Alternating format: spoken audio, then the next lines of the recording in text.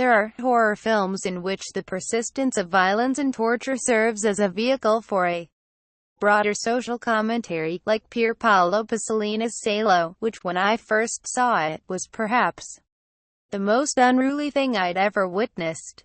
It was equal parts captivating and unwatchable, driven by a withering critique of fascism and its practitioners' cruel, sadistic thirst for power and pleasure. Then there are ones like Kuso, the debut feature by the electronic musician Flying Lotus. Kuso could scarcely be called a film proper, it's more like a feature-length sequence of moving pictures and disparate narratives that seem perpetually engaged in a game of one-upmanship, the point being for each image to be grosser than the one that came before.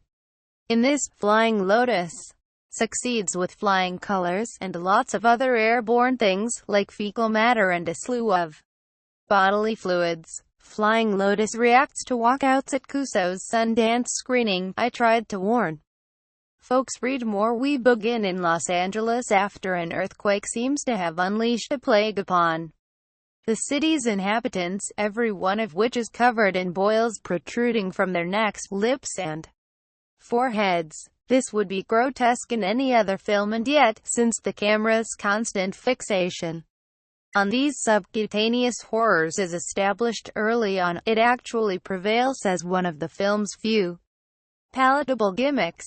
Kuso is structured as a quadriptych, going back and forth between the tales of different deformed Angelinos with the help of Steve, Flying Lotus' directorial pseudonym, who has them, and us, confront one obscenity after another. A woman chews through cement until her teeth decay, which recalls Pasolini's despots feeding their prisoners cornbread stuffed with nails. A fetus is violently ripped from a womb. Vermin crawl out of someone's intergluteal cleft there.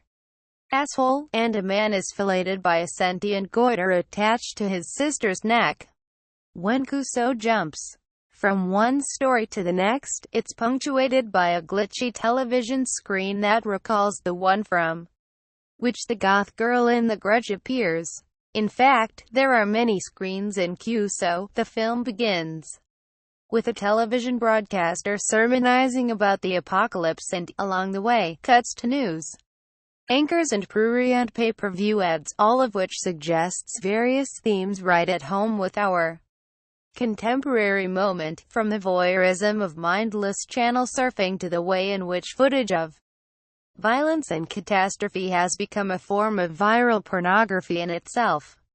If the film wasn't so cheekily self-aware, it might be literally unbearable, but every so often it references its own grotesquerie. "This is garbage," says a girl, hanging out with a furry alien voiced by Hannibal Buress, watching a man's genitals getting stabbed repeatedly.